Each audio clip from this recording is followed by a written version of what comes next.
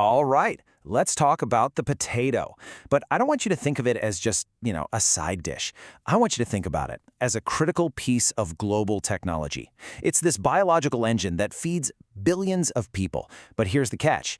It's fundamentally broken. It's running on ancient code, and it's getting dangerously close to a catastrophic failure. So just think about this question for a second. What if the crop that underpins a huge chunk of our global food security is basically running on an operating system as old, clunky, and unsupported as Windows 95? Because, when you look at the genetics of it, that's pretty much exactly where we are. And this isn't just a fun little analogy, it's the cold, hard reality of the potato's architecture. And this slide just lays it all out perfectly. You look at our other big crops, like corn, and they're like modern laptops. They're sleek, they're super efficient, and they're constantly getting these performance-boosting software updates every single year with new hybrid versions. But the potato is a mainframe computer from the 70s. It's huge, it's clunky, it eats up resources, and it's running on code that's so old and tangled that trying to update it is practically impossible. So let's run some diagnostics, shall we? We're going to pop the hood on the potato and really figure out why its core operating system is just so broken. Okay, so the whole issue, it really boils down to this one word, autotetraploidy. Sounds complicated, right? But all it really means is that the potato has 4 copies of every chromosome. We humans only have 2. And as you can see, in programming terms, this is what you'd call spaghetti code. It is a complete and utter tangled mess. We're trying to fix one little bug, say improving disease resistance, can randomly and unpredictably create 5 new problems somewhere else. And this quote, wow, it just shows you what a mathematical nightmare this creates for breeders. Because of that spaghetti code, you can't create stable, predictable potato lines. It's not possible. So instead, they have to play this insane game of genetic lottery, planting literally hundreds of thousands of different unique seedlings, just hoping to find one single elite clone. It's incredibly inefficient. So to even make this work, the entire potato industry relies on cloning, which just means planting chunks of last year's potatoes, called tubers. But think about it. This is like making a photocopy of a photocopy of a photocopy. Every time you do it, the image gets a little worse. Well, each generation, the potato clone picks up more viral noise and genetic static, and I mean actual viruses and bacteria, that slowly degrade its performance. The original data just gets corrupted over time. But what if there was a way to just wipe the whole system clean? A full reboot?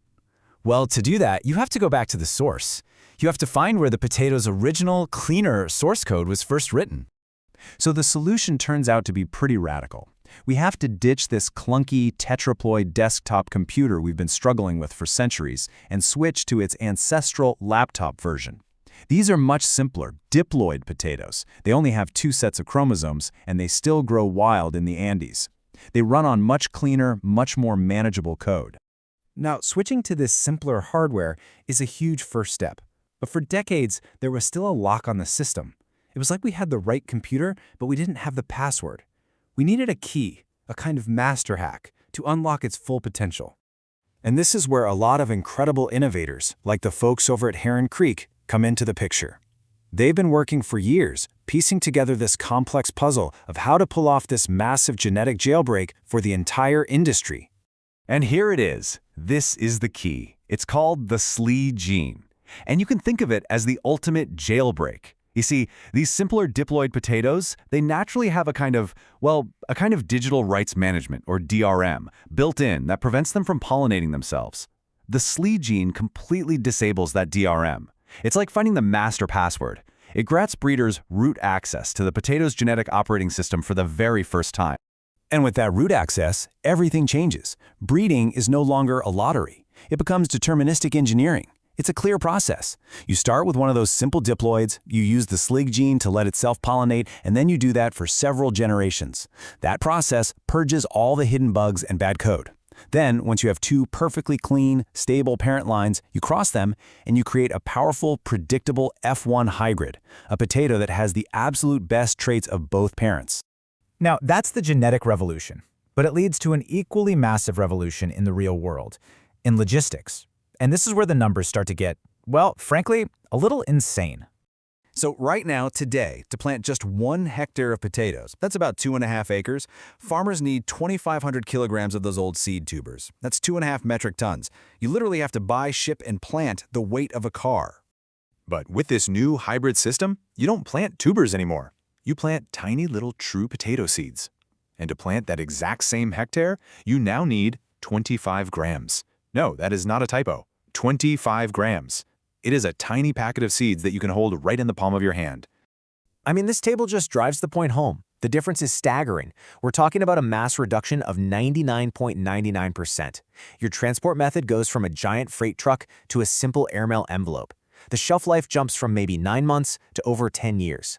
And maybe the most important part, you start with a perfectly clean, disease-free seed every single time. It is a total game changer. What this is, really, is the ultimate biological zip file. We are compressing the entire supply chain. We're replacing a semi-truck full of rotting, disease-carrying hardware with a tiny, stable packet of pure data that can fit in your pocket.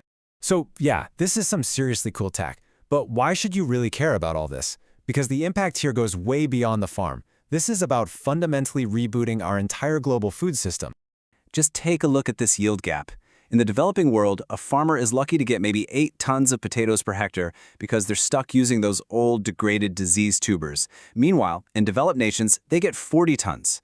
This new technology could give a smallholder farmer in Africa access to the exact same elite, clean genetics as a massive corporate farm in Idaho. It could close that gap and potentially triple their yields overnight. And the benefits just keep stacking up. We can dramatically reduce pesticide use by building in natural resistance. We can unlock billions of pounds of potatoes that are currently lost. We can develop new varieties adapted to climate change in just 2 or 3 years, not 20.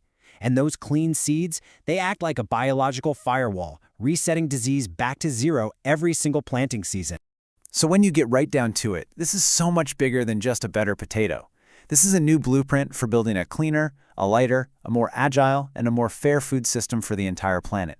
The technology is here. The code has been cracked. The only real question left is the one you see on the screen. Are we ready to finally install the update?